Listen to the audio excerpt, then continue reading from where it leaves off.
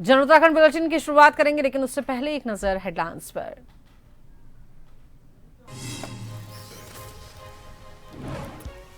उत्तराखंड निकाय कर्मचारी संयुक्त मोर्चा द्वारा धन्यवाद कार्यक्रम। मुख्यमंत्री पुष्कर सिंह धामी ने कार्यक्रम में की शिरकत। लंबित मांगों के समाधान के बाद सीएम का स्वागत।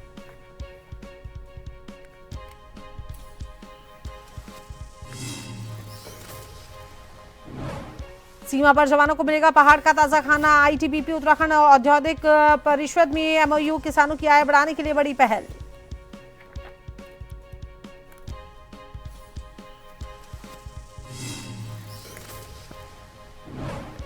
मुख्य सचिव आनंद वर्धन ने महत्वपूर्ण योजनाओं के लिए समीक्षा बैठक। सभी प्रोजेक्ट्स पोर्टल पर अपलोड करने के निर्देश। समग्र प्लान बनाने पर दिया जोर।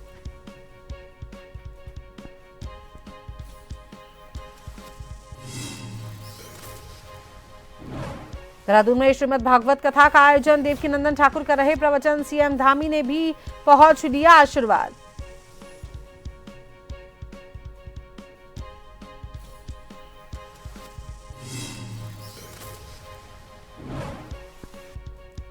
चारधाम यात्रा में 1350 चिकित्सक रहेंगे तैनात। 25 मेडिकल रिलीफ पोस्ट किए जा रहे स्थापित। यात्रियों को मिलेगी 24 घंटे सेवा।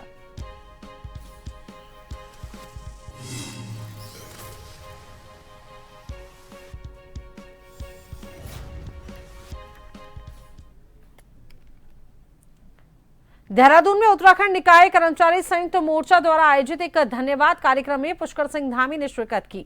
ये कार्यक्रम कर्मचारियों की लंबित मांगों के समाधान के बाद आभार व्यक्त करने के उद्देश्य से आयोजित किया गया था, जिसमें मुख्यमंत्री पुष्कर सिंह धामी शिरकत करने पहुंचे थे।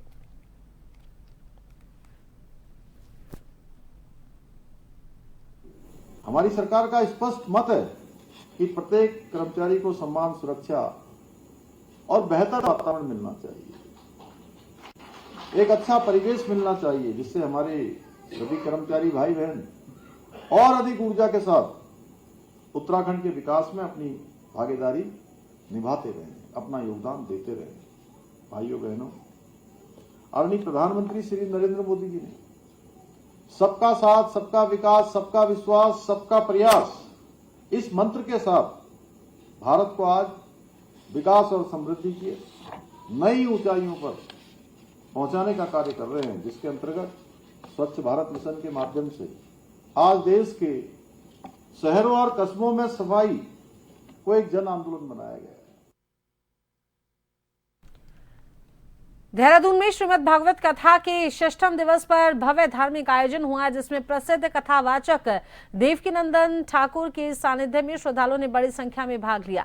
कार्यक्रम में उत्तराखंड के मुख्यमंत्री पुष्कर सिंह धामी ने भी शिरकत की और श्रद्धालुओं को संबोधित किया। उन्होंने अपने संबोधन में सनातन संस्कृति, आध्यात्मिक मूल्यों और भारतीय परंपराओं के संरक्षण पर जोर दिया। कथा के दौरान भक्ति का माहौल देखने को मिला, जहां भजनों पर श्रद्धालु झूमते थिरकते नजर आए। पूरा पांडाल राधे श्याम के जयकारों से गुंजायमान हो उठा।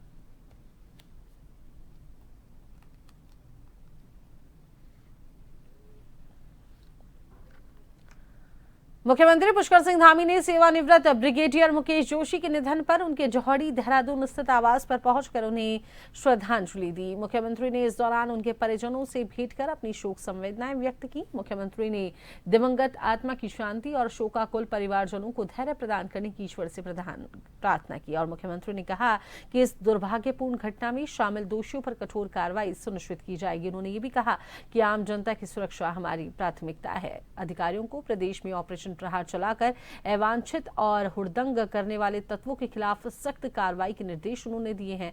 तो वहीं उन्होंने कहा कि कानून व्यवस्था से खिलवाड़ करने वालों को किसी भी सूरत में बख्शा नहीं जाएगा।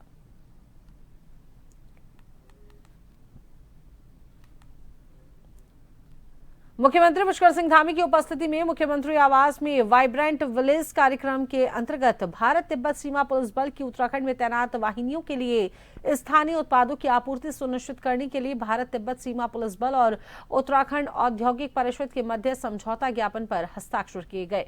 मुख्यमंत्री धामी ने उत्तराखंड औद्योगिक परिषद और आईटीबीपी के मध्य हुए इस समझौता ज्ञापन को राज्य के किसानों, स्थानीय उत्पादकों एवं सीमावर्ती क्षेत्रों के समग्र विकास की दिशा में एक महत्वपूर्ण कदम कदम बताया है। मुख्यमंत्री ने कहा कि इस समझौते के माध्यम से राज्य में तैनात भारत तिब्बत सीमा पुलिस के जवानों को स्थानीय स्तर पर ताजे फल एवं सब्जियों की आपूर्ति सुनिश्चित की जाएगी।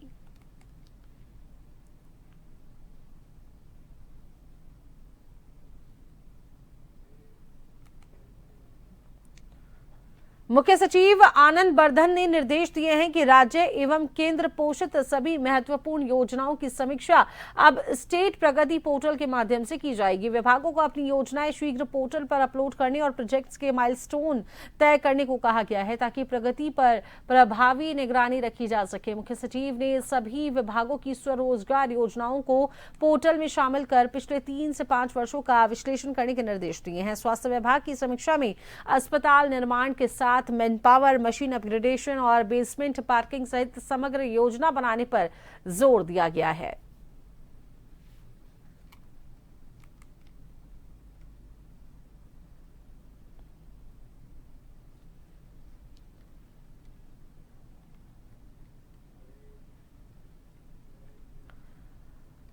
मदन कौशिक के कैबिनेट मंत्री बनाए जाने के बाद वरिष्ठ भाजपा नेता चेराब जैन ने अपने कार्यालय पर उनका स्वागत किया। इस मौके पर भाजपा के तमाम नेता मौके पर मौजूद रहे।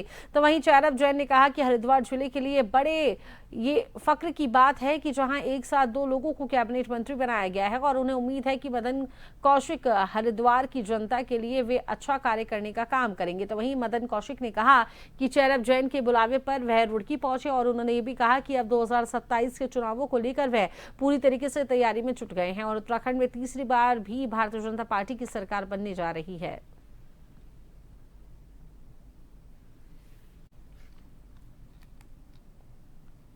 बनने के बाद माननीय मदन कौशिक जी का रुड़की दौरा था, जिसके चलते आज यहाँ पे मेरे कार्यालय पर मैंने उनसे कल आग्रह किया था कि मैं आपको स्वागत करना चाहता हूँ। उन्होंने मेरा आग्रह स्वीकार किया और ये मेरा सौभाग्य है कि आज उत्तराखंड के, पूरे उत्तराखंड के, हरिद्वार जिले के लिए पूरे उत्तराखंड के इतने कद्दावर नेता यहाँ मेरे कार्यालय पर आए, मुझे आशीर्वाद दिया। तो मैं उनको बहुत बहुत धन्यवाद देना चाहूंगा और उनका टेन्योर बचा, उनको बहुत बहुत शुभकामनाएं दूंगा। मुझे पूर्ण विश्वास है कि अब जिनको नया ये दायित्व मिला है, इस दायित्व को वो पूरी ईमानदारी से और बहुत मजबूती से इसका निर्वहन करेंगे। क्या मानते हैं तो बहुत फायदा होने वाला है। दो कैबिनेट मंत्री मिले हैं और मदन जी तो बहुत एक्सपीरियंस्ड मंत्री हैं, तो वो तो एकदम जैसा होता है ट्रेन को एकदम फास्ट स्पीड पे ले जाएंगे और बहुत ही विकास आपको यहाँ देखने को मिलेगा। इस बार 11 की 11 सीटें उत्तराखंड में भाजपा के पास आने वाली। रुड़की में हमारे अनेक प्रकार के कार्यक्रम संगठनात्मक चल रहे हैं। मुझे उसमें हमारे एक मंडल के प्रशिक्षण कार्यक्रम में आज आना था, तो उस दूसरा एक अन्य कार्यक्रम में तो इस रूप में मुझे रुड़की आना हुआ है।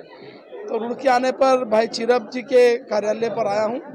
आपने बहुत भव्य तरीके से स्वागत किया, इसके लिए चिरब जी को मैं धन्यवाद देता हूँ। हम राजनीतिक रूप से अलग अलग विचारधारा को लेके काम करते हैं, एजेंडा भी अलग होता है। अब उनको जो दिखेगा वो बोलेंगे, मुझे जो दिखेगा मैं वो बोलूँगा। मुझे दिख रहा है प्रदेश का विकास 2027 में तीसरी बार सरकार बनानी है। मुझे दिख रहा है हम विकास की दृष्टि से आगे बढ़ेंगे, केंद्र की योजनाएं लाएंगे, राज्य की सरकार बनाएंगे, प्रधानमंत्री का आशीर्वाद लेंगे, मुख्यमंत्री के नेतृत्व में काम करेंगे। मुझे ये दिख रहा है, तो उन्हें जो दिख रहा है वो बोल रहे होंगे। उत्तराखंड डिप्लोमा इंजीनियर महासंघ के बैनर तले चंपावत जिले में चल रही डिप्लोमा इंजीनियर की अपनी 27 सूत्रीय मांगों को लेकर हड़ताल आज संगठन जिला अध्यक्ष गोपाल राम कलाकोटी के नेतृत्व में 10वें दिन भी जारी रही और आज जिले के लोहाघाट डाक बंगला परिसर में जिले के समस्त डिप्लोमा इंजीनियर अपनी मांगों को लेकर अनिश्चितकालीन हड़ताल में डटे रहे। कहा कि जब तक उनकी मांगे नहीं मानी जाएंगी ये हड़ताल जारी रहेगी। इस दौरान उन्होंने अपनी मांगों को लेकर जोरदार नारेबाजी की। तो वहीं आज 1 अप्रैल से आवश्यक सेवा वाले डिप्लोमा इंजीनियर भी हड़ताल में शामिल हो गए हैं, जिनके हड़ताल में शामिल होने से जनता को काफी दिक्कतों का सामना करना पड़ रहा है।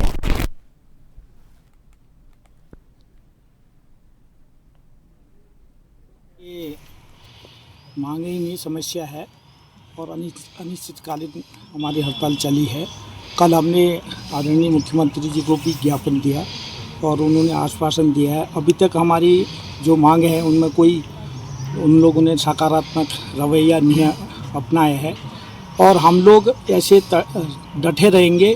अगर मांग पूरी नहीं होगी तो आमरण अनशन करेंगे और देहरादून जाकर आदरणीय मुख्यमंत्री जी का भी घेराव। महोदय, हमारी जो 27 सूत्री मांगे हैं उसमें मुख्यतः ओपीएस, जल निगम और जल संस्थान का राजकीकरण और 10, 16, 26 और इस तरह से बहुत सी मांगे हैं जो 100% उचित है और जिसके लिए हमारा महासंघ आज नहीं बहुत पहले से जो है लगातार संघर्षरत रहा है, परंतु वर्तमान में अभी तक हमारी सरकार ने कोई भी मांग पूरी नहीं की है, जिसके लिए महासंघ जो है आंदोलनरत रहेगा। आगे कदम महासंघ का अभी जो हमारी ये जो रणनीति है वो महासंघ के केंद्रीय नेतृत्व पर डिपेंड करती है। हालांकि मैं भी केंद्रीय नेतृत्व संघ का संयोजक हूं, लेकिन यह है कि अभी वर्तमान में हमारा आमरण अनशन चलेगा। इसके बाद आमरण अनशन में यदि नहीं मानी जाती है, जब तक नहीं मानी जाएगी गांधीवादी नीति के तहत हम जो है वो लगातार आंदोलनरत रहेंगे। हमारी ये 27 सूत्रीय मांगे हैं और इन 27 मांगों में से कोई भी ऐसी मांग नहीं है जो कि सरकार पूरी नहीं कर सकती है और सभी जायज़ मांगे हमारी जायज़ हैं। और इसमें से मुख्य मांगे हमारी हैं कि हमारे जल संस्थान और पेयजल का राजकीयकरण हो जाए और हमें 10 साल, 16 साल और 26 साल में सीपी का लाभ मिले। और 5400 ग्रेड पे का एक मुद्दा है हमारे नए अभियंताओं के लिए, जो कि उन्हें 10 साल में अब नहीं मिलना है, तो उसको मिलने के लिए हम 10 साल में मिले, इसके लिए हम लोग यहाँ पर उपस्थित हुए हैं। तो वहीं विधानसभा के भकियासैंण विकास खंड के राजकीय माध्यमिक विद्यालय सिरमौली में प्रभागीय वनाधिकारी भूमि संरक्षण रानीखेत संतोष कुमार पंत के निर्देश पर वन विभाग ने और दिवस का आयोजन किया। तो वहीं कार्यक्रम की अध्यक्षता वन क्षेत्राधिकारी रानीखेत कुंदन सिंह बिष्ट ने की।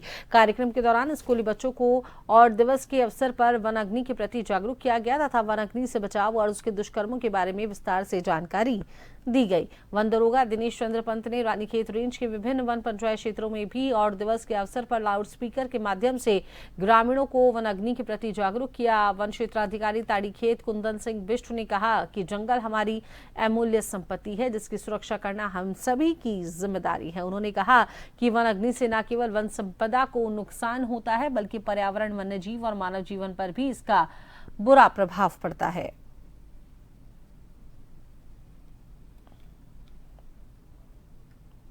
आज प्रभागी वनाधिकारी भूमि संरक्षण वन विभाग रानीखेत की निर्देशानुसार ताड़ीखेत वन क्षेत्र अंतर्गत सिरमौली राजकीय उच्चतर माध्यमिक विद्यालय सिरमौली में और दिवस का आयोजन किया गया, जिसमें सभी वर्गों ने प्रतिभाग किया, जिसमें ग्रामीणों ने, सरपंचों ने, प्रधानों ने, वो ग्राम विकास अधिकारी ने तथा अन्य लोगों ने भी प्रतिभाग किया, जिसका उद्देश्य रहा कि और दिवस मना के हम लोगों में जागरूकता फैलाएं कि जैसे वनाग्नि की काल में हम वनों को आग से कैसे बचाएं। तो चलिए इसी बीच वक्त चला है एक छोटे से ब्रेक का।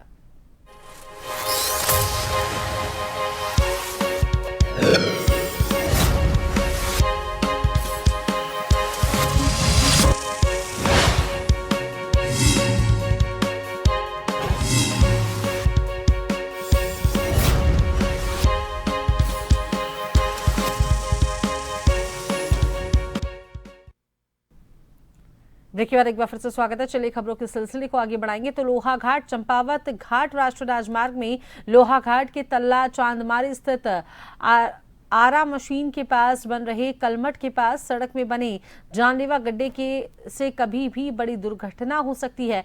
मामले का एनएच के अधिकारियों के द्वारा गंभीरता से संज्ञान नहीं लिया जा रहा है और गड्ढे में पानी भरा हुआ है। बुधवार को लोहाघाट विकास संघर्ष समिति ने समिति अध्यक्ष विपिन गोरखा के नेतृत्व में एनएच में बने गड्ढे और अधूरे कलमट के पास जाकर गहरी नाराजगी जताते हुए एएच विभाग के खिलाफ जोरदार नारेबाजी की। जल्द से जल्द गड्ढे का भरान और कलमट का निर्माण की मांग की है।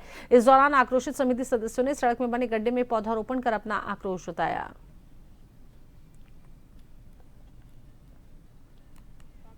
ये गड्ढा इतना जानलेवा होगा, अब मेरे को लग रहा है कि लोहाघाट विकास संघर्ष समिति ने यहाँ पे पेड़ पौधे लगा के गड्ढा बना के, और ये थोड़ा तो है ही, थोड़ा 1 इंच और खोद के इसमें पेड़ लगाने पड़ेंगे। ऐसी स्थिति यहाँ पे हो चुकी है। लगातार यहाँ पे दुर्घटनाओं का अनदेशा बना हुआ है। तो मैं एनएच विभाग से यही कहना चाहता हूँ, लोहाघाट विकास संघर्ष समिति हमारी अभी आई है, पूरा हमने फीडबैक ले लिया, देख लिया है। अगर यहाँ पे जल्द से जल्द ये गड्ढा नहीं भरा गया तो हम एनएच के खिलाफ भी यहाँ पे उसके ऑफिस के खिलाफ धरना देने के लिए बाध्य हो जाएंगे। इतने सारे पैसे खर्च करने के बाद भी हमें वो क्वालिटी नहीं मिल रही है।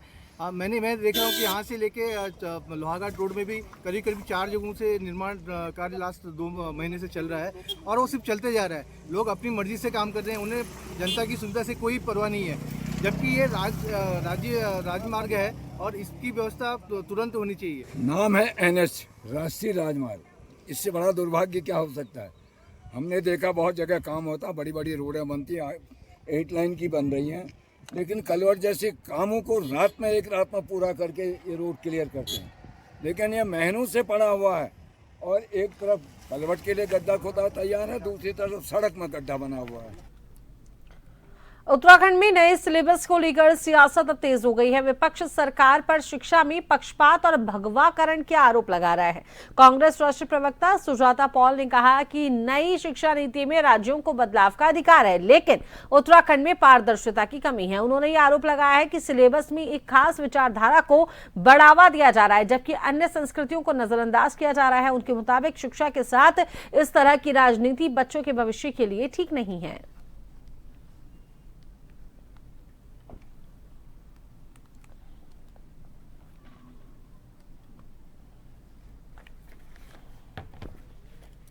करी जा रही है शिक्षा का, लेकिन कितने दुख की बात है कि उत्तराखंड में अगर हम बदलाव कहें तो वो बताया नहीं जा रहा कि भाई किस तरह करा जा रहा है। गिरदा का गीत डाला जा रहा है, वो बहुत बढ़िया है। बर्तवाल जी की कविता डाली जा रही है, बहुत स्वागत है। मगर बिहू को क्यों बाहर कर रहे हैं? और खास करके तब जब उत्तराखंड ने देखा है रेसिज्म का नक्सलीय हमला एंजल चकमा पर, जो युवा यहाँ पढ़ने आया था उसकी मौत हो गई। और अगर हम नॉर्थ ईस्ट की बातों को अपने सिलेबस में रखते तो शायद वो बेहतर होता। लेकिन सरकार को ये बताना चाहिए कि आपकी कितनी छाप है इस सिलेबस में, नए सिलेबस में, जिसमें आप एक ही धर्म के बारे में बताना चाहते हैं। और बताइए, वो हमारा कल्चर है, हमारी संस्कृति है, वो हमारे बच्चों को जानना चाहिए, उन्हें पता होना चाहिए। मगर क्या उसमें पिरान कलियर के बारे में भी बताया गया है? क्या उसमें पारसियों के बारे में बताया गया है? क्या उसमें सिखों के बारे में बताया गया? ये भी तो इन्हें बताना चाहिए। केवल भगवाकरण करने की राजनीति चुनावी वर्ष में बता रहा है कि शिक्षा के साथ आप ऐसी की तैसी भी करेंगे और बच्चों के भविष्य के साथ ये इतना बड़ा खिलवाड़ करेंगे जो बेहद ही निंदनीय है। देहरादून के जौहरी में हुए गोलीकांड में मारे गए सेवानिवृत्त ब्रिगेडियर मुकेश कुमार जोशी के मामले को लेकर कांग्रेस का पूर्व सैनिक विभाग आक्रोश में है।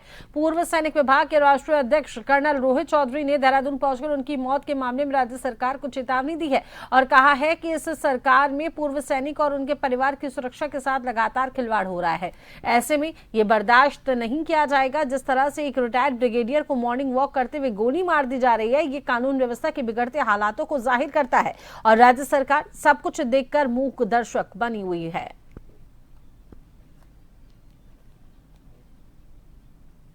दिल्ली से आए हैं, कांग्रेस पार्टी जो है वो पूरी तरह से सेंसिटिव है इस मामले को लेकर और पूरा का पूरा देश का जो सैनिक समाज है वो पूरा आक्रोशित है, गुस्से में है, नाराज है कि उत्तराखंड जैसी देवभूमि, पीसफुल जगह, वीरों की भूमि, वहां पर भी हमारे देश के जो सैनिक हैं वो सुरक्षित नहीं है, नागरिक सुरक्षित नहीं है। तो इसलिए कांग्रेस पार्टी, राहुल गांधी जी, हमने संज्ञान लेकर आज मैं आपके बीच आया हूं, कांग्रेस पार्टी का संदेश लेकर आया हूं। राहुल गांधी जी की आपने ट्वीट देख लिया होगा कि हम रुड़की के लडौरा क्षेत्र के मुडलाना गांव में विजिलेंस टीम के साथ चेकिंग करने पहुंची ऊर्जा निगम की टीम पर ग्रामीणों द्वारा हमला करने और सरकारी कार्य में बाधा डालने का मामला सामने आया है और इस संबंध में अवर अभियंता संजुना सिंह ने पुलिस को तहरीर देकर कार्रवाई की मांग की है। जानकारी के मुताबिक अवर अभियंता संजुना सिंह विभागीय कर्मचारी और विजिलेंस टीम के साथ मुडलाना गाँव में बिजली चोरी की जाँच और बकाया वसूली के लिए पहुंची थी और गाँव की शुरुआत में ही आदेश कुमार के घर पर अतिरिक्त केबल डालकर बिजली चोरी करते हुए पकड़ा गया। साथ ही उस पर 3093 रुपए का पुराना बिजली बिल भी बकाया है, जिस पर टीम ने मीटर उतार दिया है। हमारा ये उद्देश्य है कि जानकारी देना कि ग्राम मुडलाना में जो 28/3 को विजिलेंस टीम के साथ चेकिंग की जा रही थी, तो उसमें उपभोक्ता जो थे जिनके घर चोरी चल रही थी उस पर जब कार्रवाई की गई, विद्युत बिल का बकाया भी था, तो उसके बाद अन्य जब उपभोक्ताओं पर कार्रवाई की जा रही थी गांव में आगे जाके, तो उस दौरान वो वहाँ पहुँचे। काफ़ी अभद्रता, गाली गलौज, जान से मारने की धमकी, इस तरीके की, यहाँ तक कि हमारी जो महिला जेई हैं, महिला भी हैं, जेई भी हैं, उनका हाथ पकड़ के खींचा गया, धमकियाँ दी गई तमाम तरह की। और उसके बाद किसी तरीके से जब वहाँ से आया गया तो उसके बाद हमने तहरीर दी है। ये जो उपभोक्ता हैं आदेश, इनकी पहले भी विद्युत चोरी में मुकदमा दर्ज हो चुका है, तो ये आतंक है।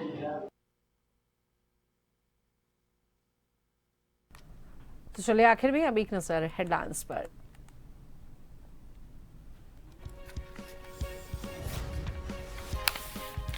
उत्तराखंड निकाय कर्मचारी संयुक्त मोर्चा द्वारा धन्यवाद कार्यक्रम, मुख्यमंत्री पुष्कर सिंह धामी ने कार्यक्रम में की शिरकत। लंबित मांगों के समाधान के बाद सीएम का स्वागत। सीमा पर जवानों को मिलेगा पहाड़ का ताजा खाना। आईटीबीपी उत्तराखंड औद्योगिक परिषद में एमओयू, किसानों की आय बढ़ाने के लिए बड़ी पहल।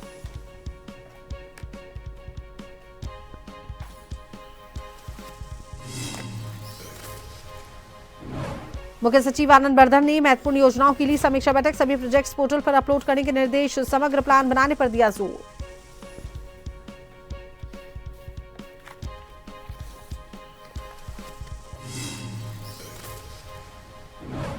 देहरादून में श्रीमद् भागवत कथा का आयोजन, देवकीनंदन ठाकुर कर रहे प्रवचन, सीएम धामी ने भी पहुंच लिया आशीर्वाद।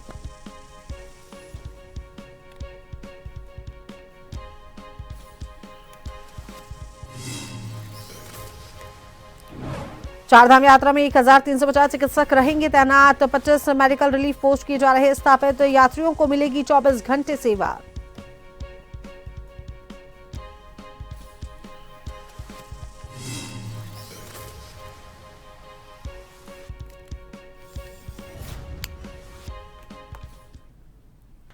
जन उत्तराखंड बुलेटिन में अभी के लिए केवल इतना ही। बने रहिए जन टीवी के साथ। नमस्कार।